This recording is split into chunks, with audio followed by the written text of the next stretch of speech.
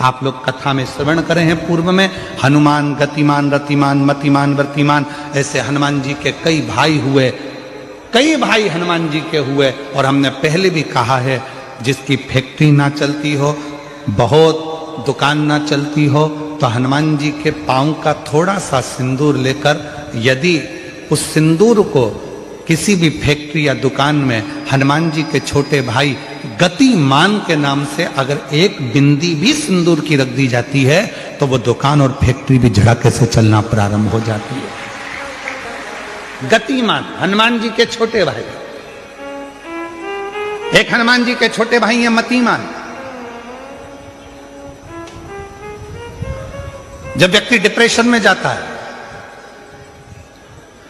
एकाग्र चित्त नहीं रह पाता है, पढ़ने बैठता है पर एकदम मन नहीं लग पाता है, तो मतिमान का स्मरण किया जाता है, हनुमान जी के तीसरे नंबर के भाई का, मतिमान। और कहते हैं एक दुर्वा यदि मतिमान के नाम से शंकर भगवान की शिवलिंग पर चढ़ा दी जाए और उसी दुर्वा को वापिस लेकर आया जाए, अंधेरा होने से पहले, सूर्य अस्त होने के पहले, शाम के प्रदोष के पहले यदि उस दुर्वा को उस व्यक्ति को चबा चबा कर खिला दो, तो डिप्रेस हो रहा है, डिप्रेशन में है, चिंता में है, टेंशन में है और उसका विवेक काम नहीं कर रहा, बुद्धि स्थिर नहीं हो पा रही है या पढ़ने में मन नहीं लग पा रहा है, तो उसको आप एक दुर्वा मतिमान, हनुमान जी के तीसरे नंबर के भाई मतिमान के नाम से अगर खिला देते हैं, तो उसकी बुद्धि केंद्रित होना प्रारंभ हो जाती है और वो डिप्रेस से हटना प्रारंभ हो जाता है, मन स्थिर होने लगता है। मतिमान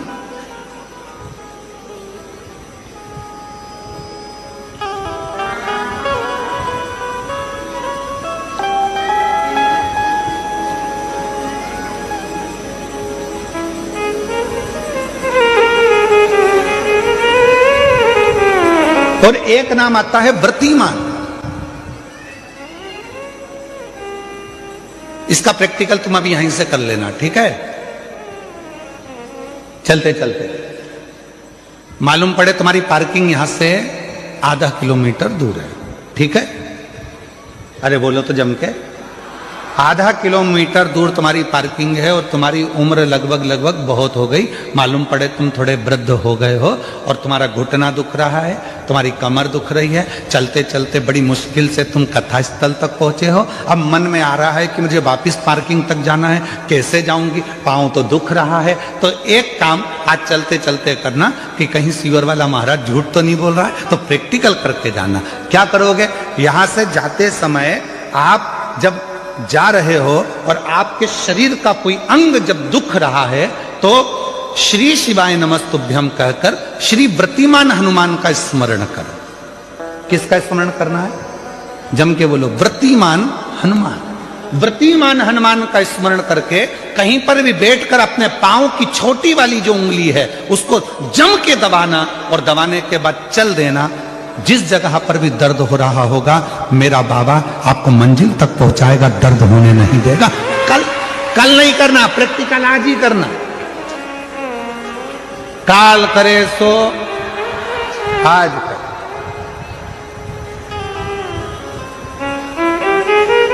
व्रतिमान आज करेंगे गुरुजी, 3 महीने में फर्क दिखेगा। तुम तो आज की आज का बताओ ना कि आज की आज में फल कैसे मिले। तुम तो बिल्कुल तैयारी में बैठो। जाते जाते व्रतिमान हनुमान भगवान श्री शिवाय नमस्तुभ्यम का स्मरण कर कर एक ऊर्जा के साथ, ताजगी के साथ चलते जाओ। शिव थोड़ा बहुत नहीं देते मेरे भगवान। एक बड़ा सुंदर प्रसंग आता है भगवान शंकर की परम भगत हनुमान जी महाराज की माता मां अंजना जी। शिव जी की परम भगत थी माता अंजना। संतान का सुख नहीं था माता अंजना के यहाँ, संतान प्राप्ति नहीं थी माता अंजना के यहाँ। जब माता अंजना के यहाँ पर औलाद नहीं थी, संतान नहीं थी, तो बड़ी हताश रहती थी। राजा केसरी ने यज्ञ करवाया तो भी माता अंजना के घर में संतान नहीं हुई। बड़े बड़े अनुष्ठान करवाए राजा केसरी ने, फिर भी माता अंजना के गर्भ से औलाद नहीं हुई।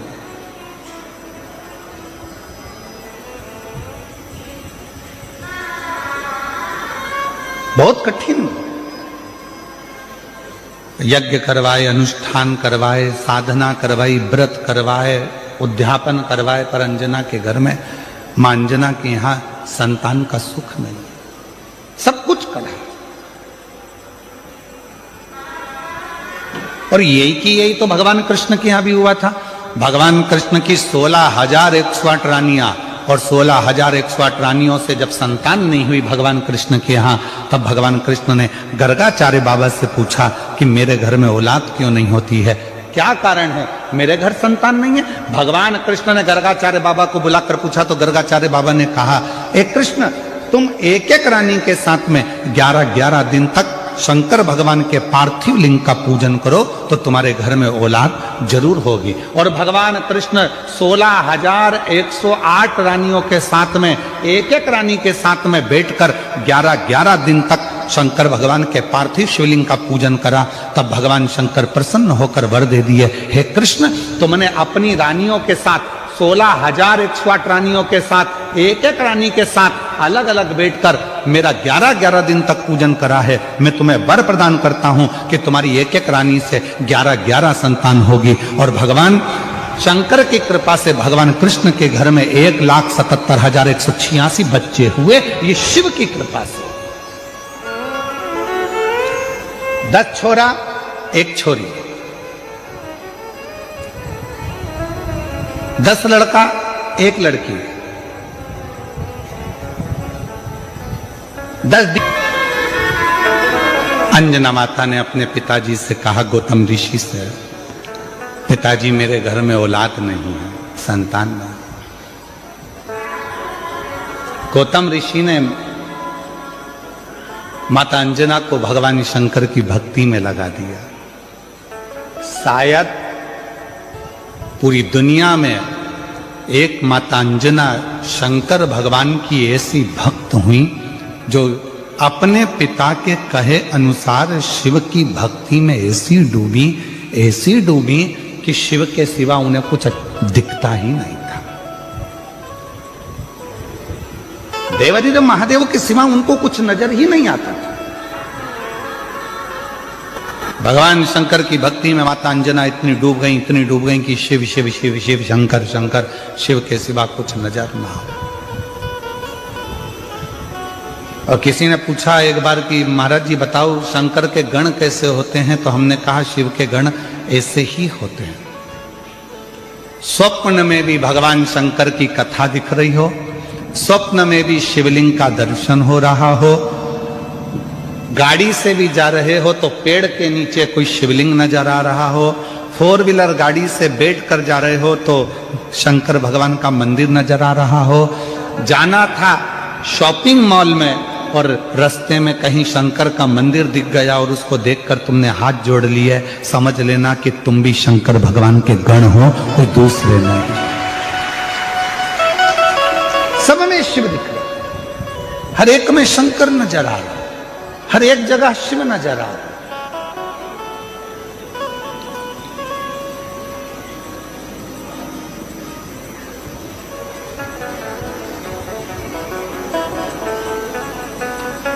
और वही सुनने वाला, उसके सिवा कोई है ही नहीं।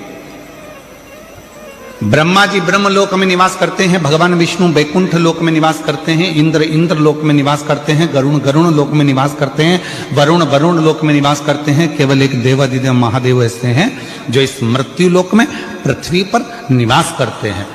आप पृथ्वी पर निवास करने वाले भगवान शिव से जब अपने मन की कोई बात कहते हो तो शंकर जी उसको स्वीकार कर कर आपके दुख मिटाना प्रारंभ कर देते हैं, क्योंकि वो हमारे नजदीक में रहते हैं।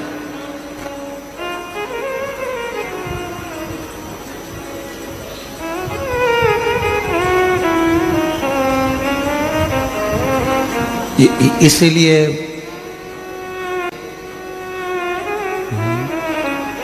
मेरा तू ही तो हमदर्द है जिसे हर दर्द कहता हूँ। दुनिया के आगे प्रभु चुपचाप मेरे रहता हो। दुनिया के आगे प्रभु चुपचाप मेरे रहता हो। मेरा तू ही तो हमदर्द है जिसे हर दर्द कहता हो। मेरा तू ही तो हमदर्द है जिसे हर दर्द कहता हो। आया नजर ना कोई भी अपना जब मुझको दरकार थी, जब मुझको दरकार थी, तब मेरे पथ का जीवन के रथ का तू ही बना सारथी, तू ही बना सारथी। भोले ने करी है कदम पे ये मेहरबानिया। मेरा तू ही तो हमदर्द है जिसे हर दर्द कहता हूँ। मेरा तू ही तो हमदर्द है जिसे हर दर्द कहता हूँ। किससे कहें? ब्रह्मा ब्रह्म लोक में रह रहे हैं, भगवान विष्णु वैकुंठ लोक में रह रहे हैं, इंद्र इंद्र लोक में रह रहे हैं, गरुण गरुण लोक में रह रहे हैं, वरुण वरुण लोक में रह रहे हैं। सब अपने अपने लोक में निवास कर रहे हैं। केवल एक 33 कोटि देवता में केवल एक देवता है, वो देव अधिदेव महादेव है जो इस पृथ्वी पर रहता है। और उससे जो कहा जाता है वो दिल से सुनकर हमारी झोली खुशियों से भर दे। एक देव और वह देव अधिदेव महादेव। बोल बम का नारा है, सारी समस्या का हल श्री शिवाय। केवल एक देव है और वह देव अधिदेव महादेव है जो पृथ्वी पर रहते हैं, मृत्यु लोक में रहते हैं। कभी आपने शंकर भगवान को किसी सिंहासन पर नहीं देखा, कभी आपने शंकर भगवान को किसी ऊंचे स्थान पर नहीं देखा। शंकर भगवान को देखा तो एक पत्थर पर, एक पर्वत पर, एक पहाड़ी पर बैठे हुए देखा। क्यों? ये पहाड़ी, ये पत्थर, ये पर्वत सब मृत्यु लोक में है। इसलिए मेरा शिव भी इस पृथ्वी लोक में, मृत्यु लोक में रहता।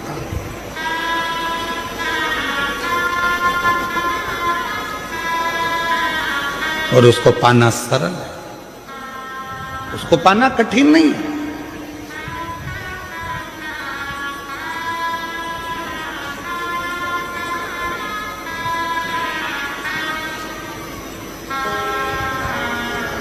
शिव कथा कह रही है, माता अंजना के घर में औलाद नहीं थी। गौतम बाबा ने उनको समझा दिया कि शिव की आराधना कैसे करना है। उन्होंने शंकर की आराधना करना प्रारंभ कर दिया। कोई साधारण भक्ति माता अंजना ने नहीं करी, शिव जी से लगन लगाकर बैठ गई। शंकर भगवान से अब केवल संतान नहीं, शंकर भगवान को तो अब ये विचार कर कर बैठी है कि मेरे घर में अगर औलाद हो तो शिव ही मेरे घर में संतान के रूप में जन्म। इतनी श्रेष्ठ भक्ति माता अंजना ने कर ली, इतनी प्रखर भक्ति माता अंजना ने कर ली। और मेरी कई जीजियां कहती हैं, एक पत्र है उसमें उन्होंने लिखा,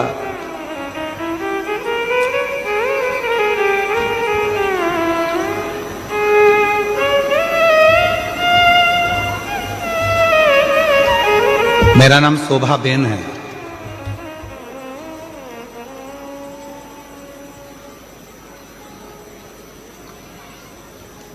मैं सूरत से हूं।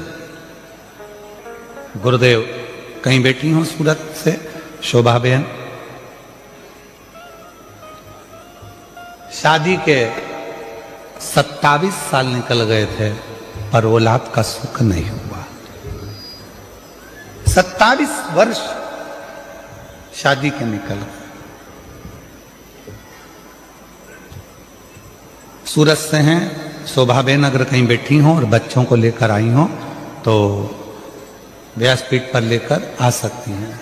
27 साल शादी के निकल गए, संतान का सुख नहीं हुआ। शादी के 5 साल तक तो डॉक्टर को दिखाया, इसके बाद 10 साल तक पूरे देवी देवता ऐसा कोई नहीं बचा और ऐसा कोई डॉक्टर नहीं बचा जिसका इलाज ना करवाया। मुंबई से लेकर दिल्ली, दिल्ली से लेकर अहमदाबाद, सूरत, हर जगह पर IVF भी करवाया, वो भी सफल नहीं हुआ। डॉक्टर ने आखिरी में मना कर दिया कि तुम मां नहीं बन सकती। तब आस छोड़ दी और आस छोड़ दी, अब विचार छोड़ दिया कि मैं कभी मां नहीं बन सकती।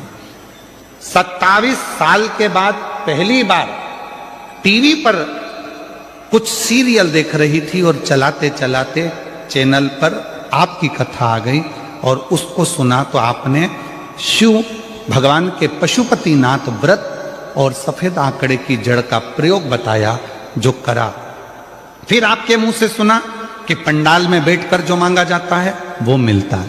मैंने अपने पति से कहकर पंडाल में बैठकर दोनों ने रात्रि विश्राम कर कर शिव पुराण की कथा सुनी, वहां की मिट्टी को अपने पेट पर लगाई। डॉक्टर तो मना करे थे कि औलाद नहीं होगी और बाबा की ऐसी कृपा हुई, हम 2 बार कुबरेश्वर धाम होकर आए, 2 बार पशुपति व्रत करे और 2 बार सफेद आंकड़े की जड़ का प्रयोग करा। बाबा की कृपा से 27 साल के बाद जुड़वा बच्चों ने जन्म लिया। हम बाबा को प्रणाम करने के लिए, बाबा को नमन करने के लिए 27 वर्ष के बाद मेरे घर में बाबा ने किलकार किया। किससे कहें? कहीं बैठी हो शोभा बेन सूरत से, अगर कहीं बैठी हो तो आ सकती। किससे कहो? मेरा तू ही तो हमदर्द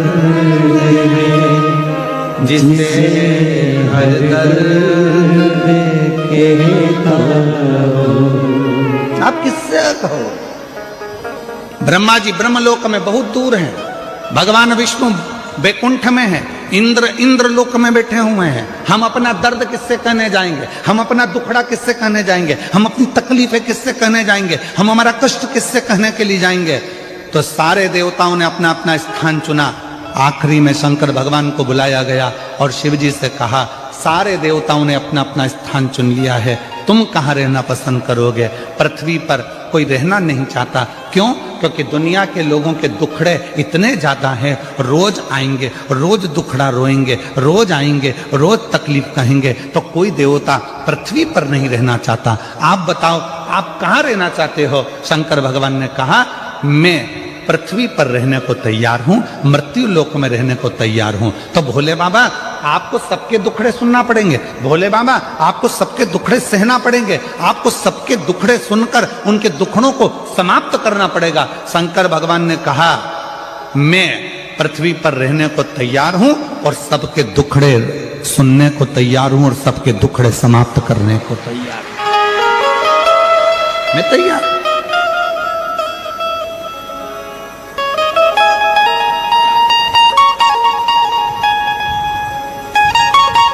कोई तकलीफ नहीं मुझे।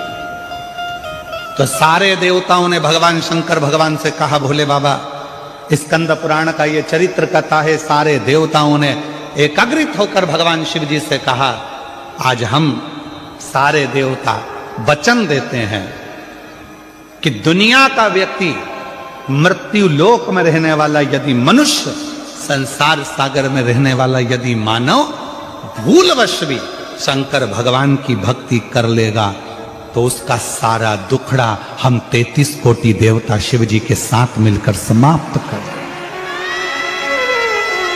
शिव अविरल भक्ति का वो बल है।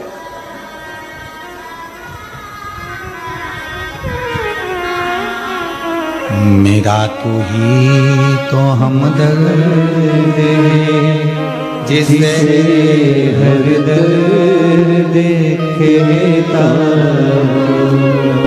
आप उसको कहेंगे, स्वीकार। माता अंजना का चरित्र कहता है, शिव की भक्ति में माता अंजना जी लग गई।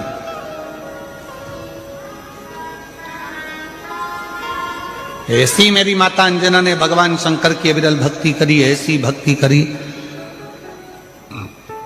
परीक्षा ली। शंकर भगवान ने पार्वती जी को भेजा, भोलेनाथ जी ने जाकर कहो अंजना को कि क्या चाहिए, क्यों इतनी कड़क भक्ति कर रही हो, किस लिए। अंजना देवी के पास में पार्वती जी पहुंची और कहा क्या चाहिए। अंजना ने कहा मुझे संतान चाहिए। संतान? हाँ, कैसी संतान? तो कहा जिस शंकर भगवान की मैंने पूजन करी है वही शिव मेरे पुत्र के रूप में जन्म ले, बस ऐसी ही मेरी कामना है, ऐसी ही मेरी कामना है, और कुछ।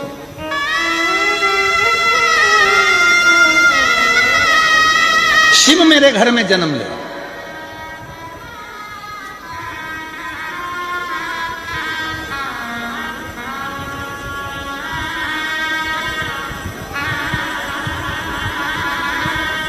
पार्वती जी ने शिव जी से कहा अंजना माता चाहती हैं आप उनके घर में जन्म ले लो। शंकर भगवान ने कहा कि मैं आज जन्मा हूं, मेरा कभी जन्म नहीं होता। भगवान नारायण राम जी का रूप धर सकते हैं, भगवान नारायण कृष्ण का रूप रख सकते हैं, भगवान नारायण दत्त का रूप रख सकते हैं, भगवान नारायण कल्कि रूप रख सकते हैं, भगवान नारायण परशुराम स्वरूप धर सकते हैं, पर भगवान शंकर बोले कि मैं कभी अपना रूप नहीं रख सकता, मैं आजन्मा हूं, जन्म और मृत्यु से मैं परे हूं, इसलिए मेरा कोई दूसरा जन्म नहीं हो सकता।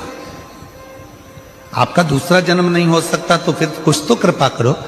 तब भगवान शंकर भगवान ने कहा तुम चिंता मत करो, अंजना के गर्भ से मेरा ही एक अंश प्रकट होगा जिसका नाम स्वयं पवन पुत्र हनुमान होगा, लोग उसे हनुमान कहें। तुम क्यों चिंता करते हो? ठीक है प्रभु। और आया समय और माता अंजना के गर्भ से भगवान श्री हनुमान जी महाराज का प्रागट्य। पर हनुमान जी महाराज का प्रागट्य तो हुआ, पर शिव जी की एक लीला है, आपको मालूम है। देवता देते हैं पल्ला झाड़ कर और मेरा महादेव देता है छप्पर फाड़ कर। अभी तक अंजना माता के गर्भ से एक भी औलाद नहीं थी, पर भगवान शिव ने कृपा कर दी तो अंजना जी के गर्भ से भी 6 बच्चों। अब हनुमान जी महाराज का प्रागट्य हो गया, हनुमान जी महाराज आ गए, पूरे आनंद के साथ राम जी की सेवा करी। ये सारी कथा आप लोगों ने श्रवण करी है, रामचरितमानस में भी और शिव पुराण में भी और श्रीमद् भागवत में भी, कई जगह पर आपने इस कथा को सुना होगा। अब मूल कथा जो शिव पुराण की स्कंद पुराण का मूल तत्व है उसकी ओर हम बढ़ रहे हैं, जो बड़ी सुंदर कथा है स्कंद पुराण के रेवाखंड की। ये कथा स्कंद पुराण के रेवाखंड में से इस कथा को लिया। स्कंद पुराण का रेवाखंड कहता है हनुमान जी महाराज राम जी के साथ में लंका पर चढ़ाई कर दिए, विजय प्राप्त कर लिए, आ गए।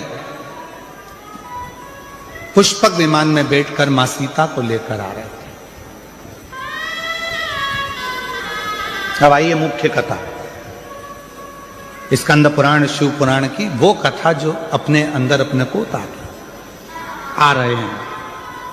राम जी बैठ गए पुष्पक विमान में, मां जानकी साथ में, विभीषण हनुमान सब साथ में चल।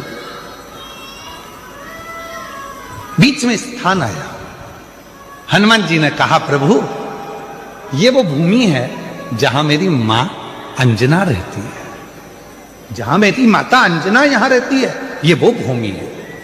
राम जी ने पुष्पक विमान को आदेश दिया, हे पुष्पक नीचे होइए। इस भूमि पर, अंजना माता की इस भूमि पर पुष्पक को रोका। हनुमान जी पुष्पक विमान से नीचे उतरे। हनुमान, हमें तुम्हारी मां से मिलना है। जिस हनुमान ने लंका पर विजय प्राप्त करा दी, जिस हनुमान ने लक्ष्मण को संजीवनी बूटी ला कर दे दी, उस हनुमान जी की माता से मुझे मिलना है।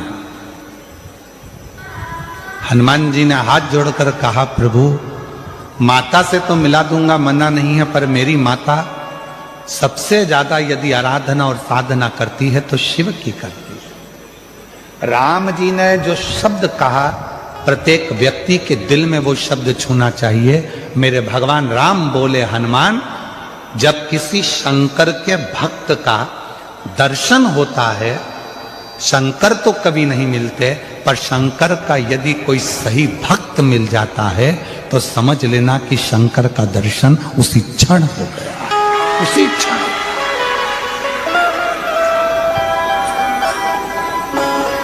उसी क्षण